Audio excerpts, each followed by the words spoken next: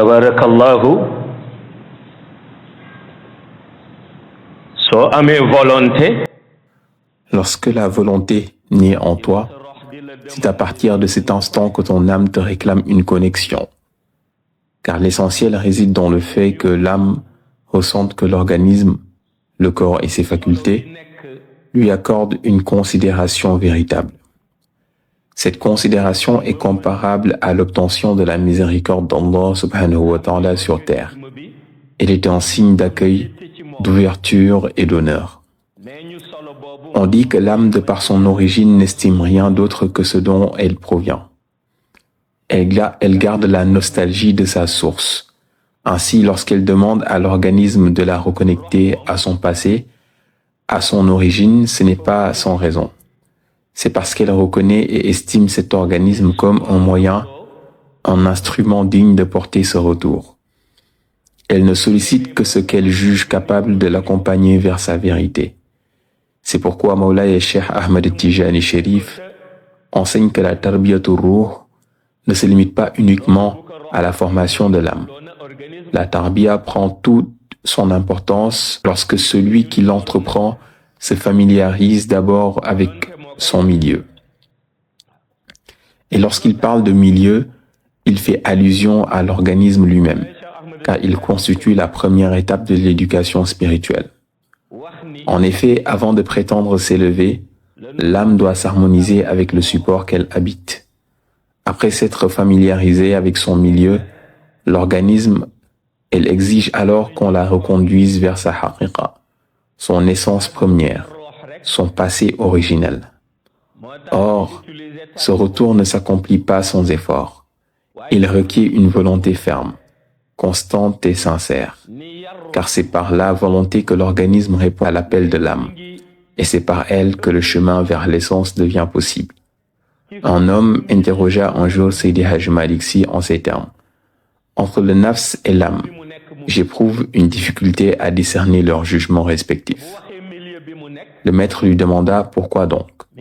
L'homme répond, parce que chacun des deux poursuit un objectif. Chaque jour que Dieu fait, c'est à l'organisme, au corps et à ses facultés de permettre à l'un ou à l'autre d'atteindre son but. Le nafs incline vers ses passions, tandis que l'âme aspire à l'adoration d'Allah subhanahu wa ta'ala. Or, au jour du jugement, Dieu châtiera le nafs qui refusait de l'adorer. Mais l'âme, elle, voulait l'adorer. Si elle a été entravée par le nafs, à qui Allah imputera-t-il la responsabilité? Seydi Hajj Malik l'écouta attentivement, puis lui répondit par une parabole. C'est comme si un homme te confiait un tissu parfaitement blanc, sans la moindre tache. Tu le prends, tu t'en vas dans la forêt, puis tu reviens vers lui avec le tissu souillé, alors qu'il te l'avait remis immaculé. À qui demandera-t-il des comptes? L'homme répondit, il me les demandera à moi, puisqu'il me l'avait confié. Alors le maître conclut, il en est ainsi pour l'organisme. Allah a confié l'âme dans un état de pureté originelle, dont la nature est nourani, lumineuse. Si cette âme se trouve ensuite entachée de zulmani, d'obscurité, Allah demandera des comptes à l'organisme. Qu'as-tu fait de ce dépôt? Comment as-tu laissé cette lumière se ternir? Car c'est à l'organisme qu'il revenait d'entretenir l'âme, de la préserver et de l'aider à cheminer vers son Seigneur. Ainsi, le jugement s'établit sur la responsabilité du support qui a reçu le dépôt.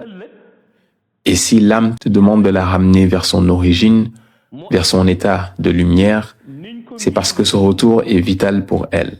Elle ne réclame que ce qui correspond à sa nature première, retrouver la clarté dont elle provient et se rapprocher de celui qui en est la source. Le fait de renvoyer l'âme vers son origine peut être compris selon deux haqiqa. L'une relève de l'interprétation du monde visible, alamul shahada, l'autre appartient au domaine de l'invisible, alamul haïb. Dans le plan apparent, ce retour à l'origine fait écho au verset de la sourate Al-Qiyamah. Awla laka fa'awla, summa awla laka fa'awla. Ayahsabul insanu an yutraqa suda. Alam yaku nutfatan min maniyyin yumna. Puis malheur à toi et malheur. L'homme pense-t-il qu'on le laissera sans obligation? N'était-il pas une goutte de sperme éjaculée? Ces versets constituent un avertissement d'une grande puissance.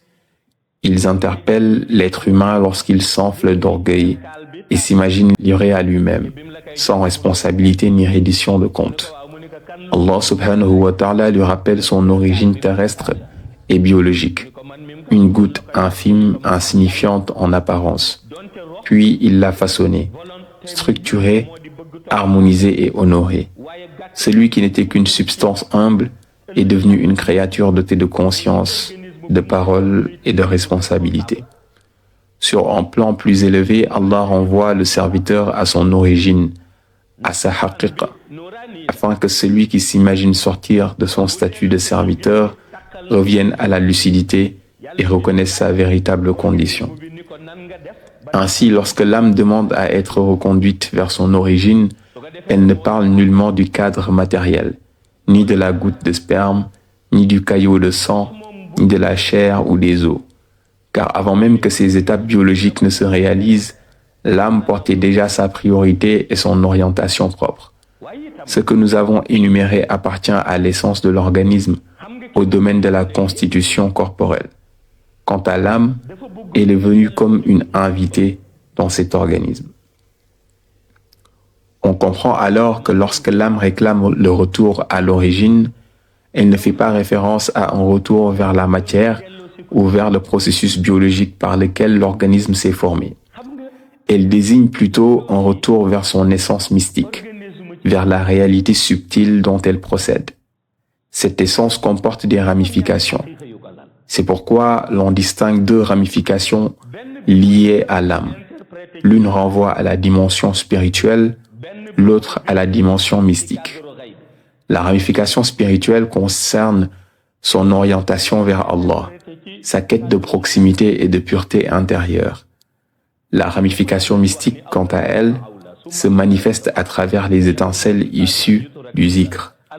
Parfois, Allah accorde à certains le privilège de percevoir ces manifestations.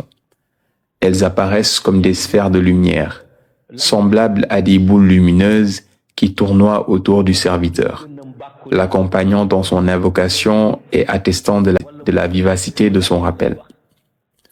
Beaucoup pensent que ces sphères de lumière proviennent du lieu où l'organisme accomplit le zikr.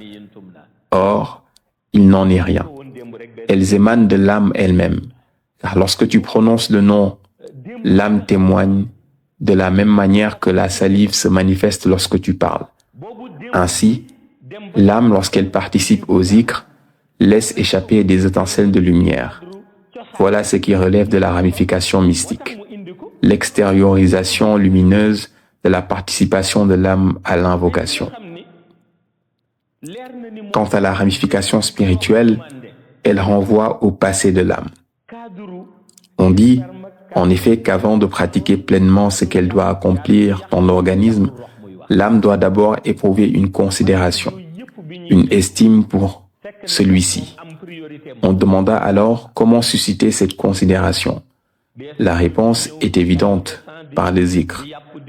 On comprend ainsi que le passé auquel l'âme faisait allusion procède de la nourani, de sa nature lumineuse originelle. Allah sait que cela constitue pour elle un besoin vital. C'est d'ailleurs pourquoi il a créé dans les mystères invisibles des sphères sublimes, des espaces célestes tels que Qadatul Ilahiyya, la Séna ou encore Baytul Ma'mour et bien d'autres encore. Les aristocrates du ciel diront d'aller les rechercher dans ce monde perdu de l'histoire sainte. Là-bas, la présence du nafs ne peut témoigner. Seule l'âme en a la capacité, car ce monde appartient à la mémoire lumineuse de l'âme et non aux revendications de l'ego. Dans cette perspective, comme Moulay Cheikh Tijani Chérif enseignait, tu peux lever la tête vers le ciel et rechercher Allah. Mais avant que l'on puisse dire que ton cœur l'a véritablement vu, il faut aussi que tu le vois en penchant la tête vers la terre, que tu le reconnaisses à droite et à gauche, devant toi et derrière toi. Par ces paroles, il voulait transmettre que chaque être porte une dimension mystique propre et que la reconnaissance de Dieu ne doit pas être limitée à une direction ni à une élévation extérieure. Elle doit devenir une vision intérieure globale. Allah lui-même s'est décrit par la parole. هو الأول والآخر والظاهر والباطن وهو بكل شيء عليم. Il est le premier, le dernier, l'apparent et le caché, et il est omniscient de toutes choses. Ainsi, Allah ne nous invite pas à aller chercher au loin.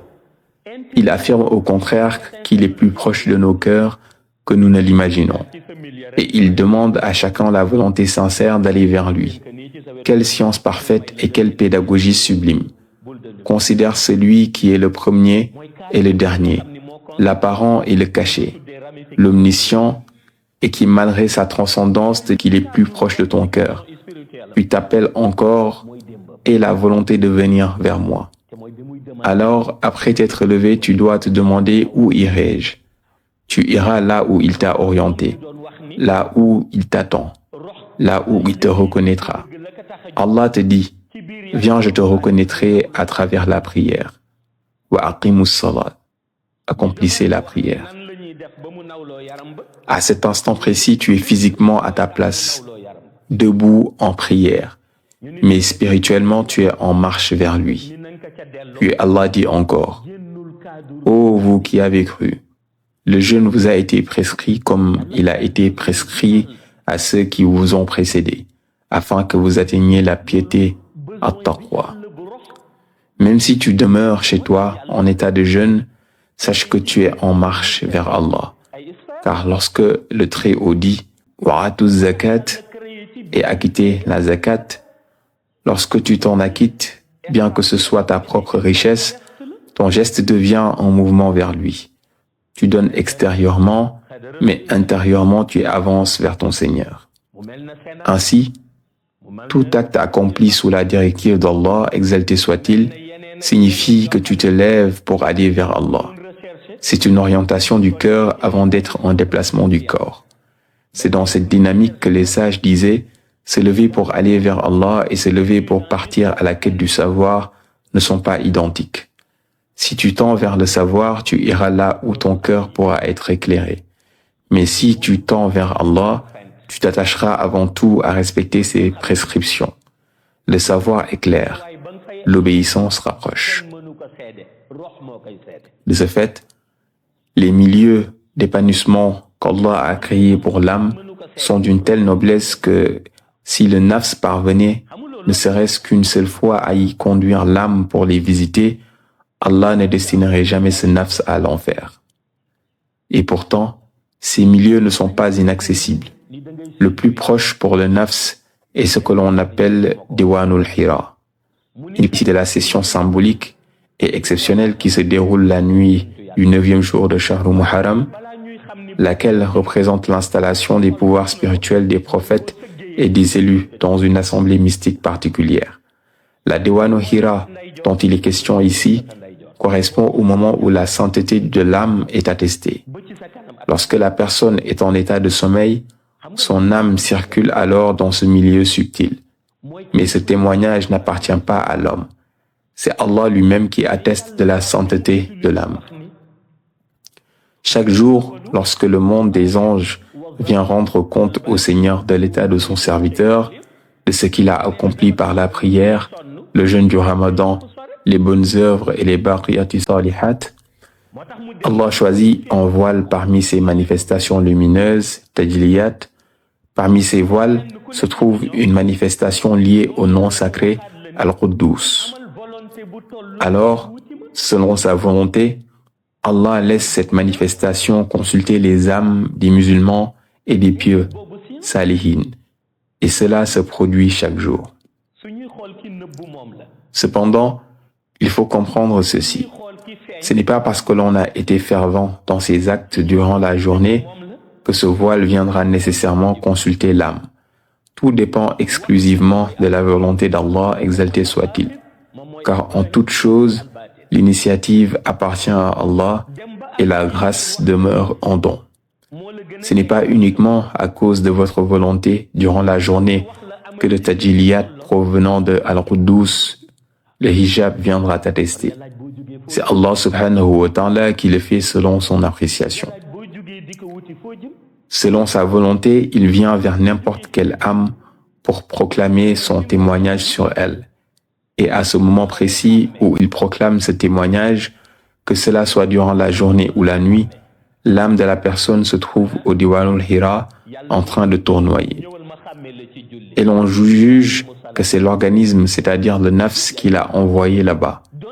C'est pour cela qu'après avoir terminé sa procession, les anges enregistrent son nafs comme étant sauvé de l'enfer, en raison de la volonté qu'il a eue jusqu'à amener l'âme dans ce lieu difficile d'accès.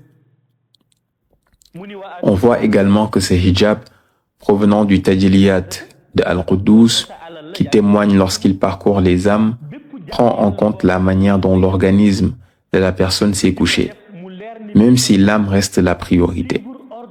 La première chose qu'il observe est de savoir si la personne en train de dormir était en état de pureté avec les ablutions au moment de se coucher. Était-il en état d'ablution en dormant? C'est pour cela que Moulay Cheikh Tijani a dit « Parmi ce que je préfère dans ma tariqa, que celui qui en fait partie, s'il en est capable, fasse ses ablutions et prie 2 raqas avant de dormir.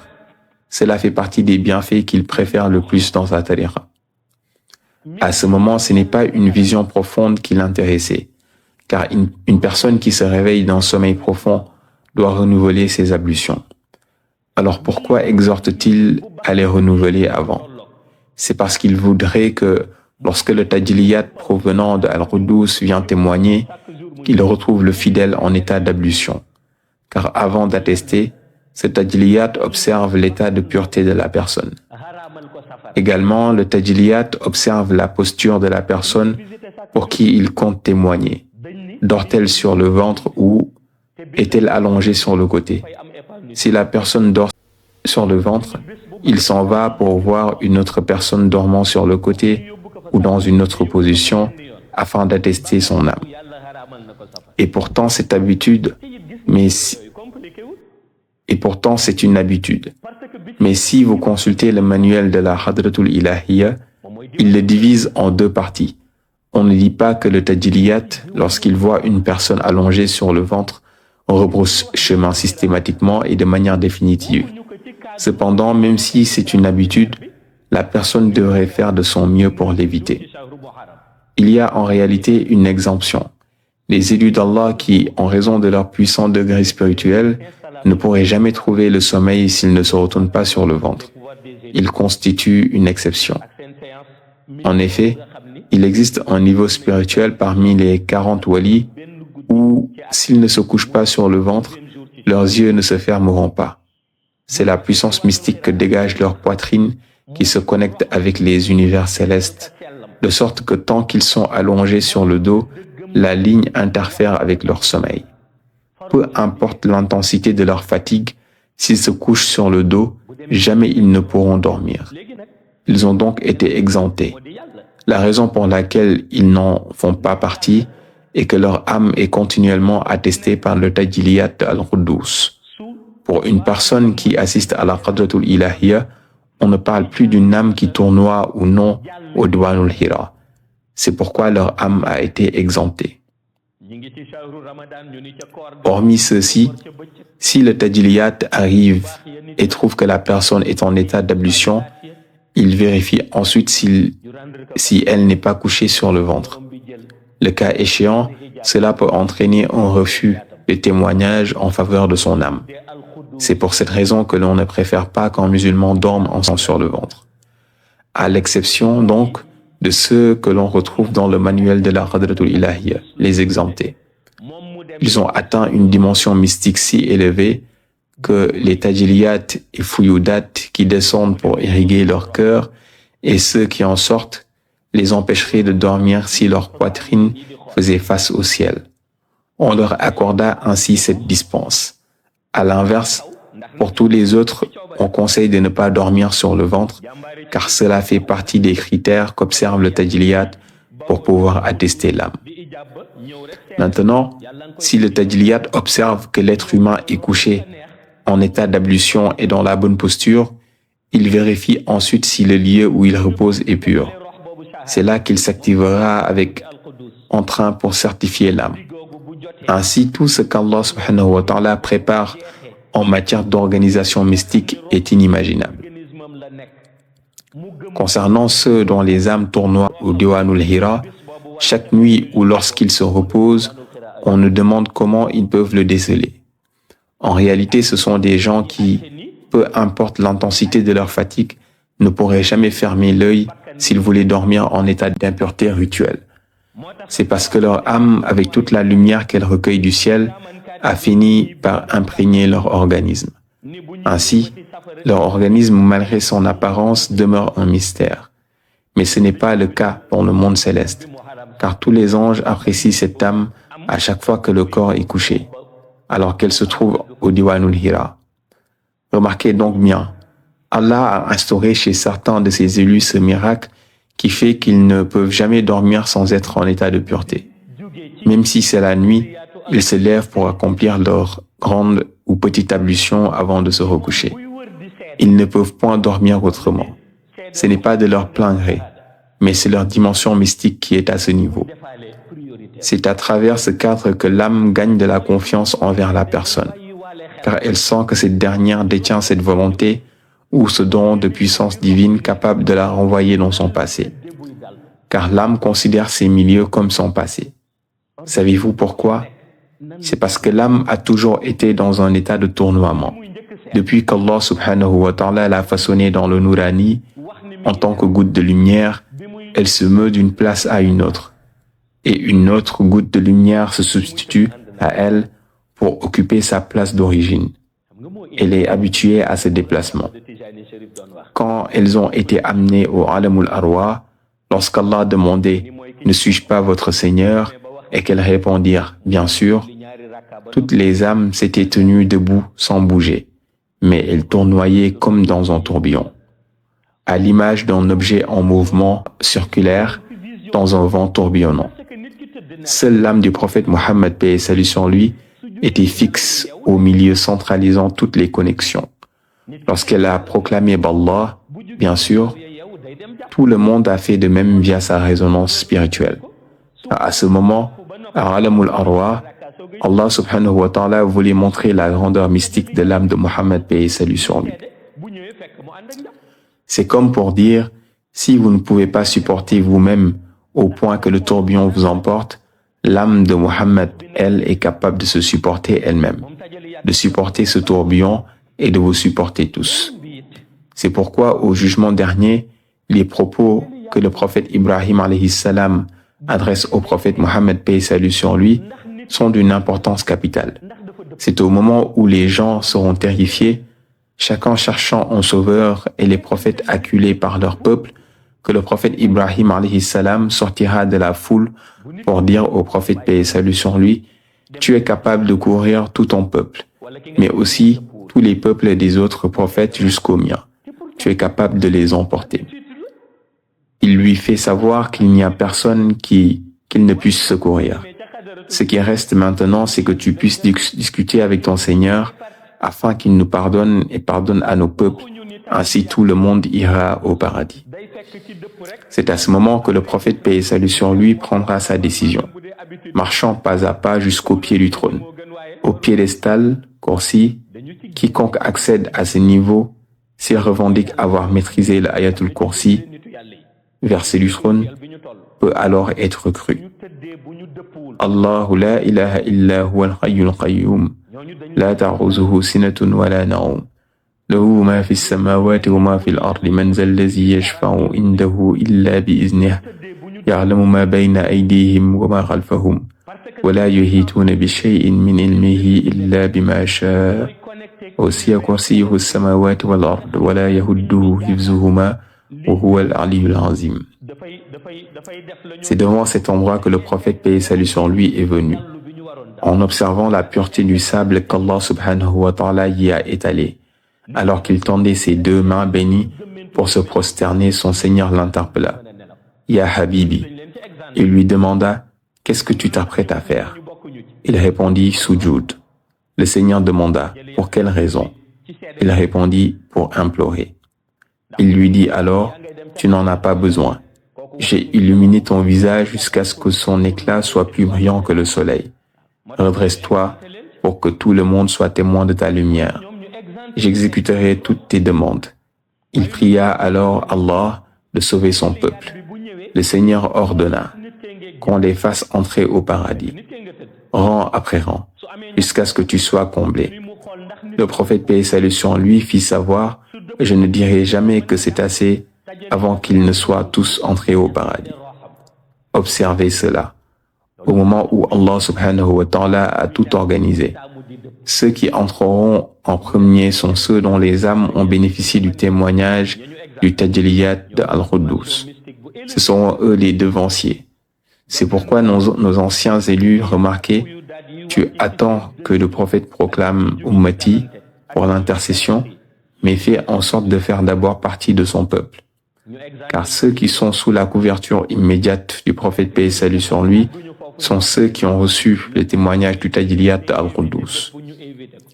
Ce témoignage signifie qu'à partir du moment où il est promulgué, Allah subhanahu wa ta'ala envoie les deux anges scribes mentionner le nom de la personne dont le dossier des élus du paradis, décrétant sa salvation éternelle.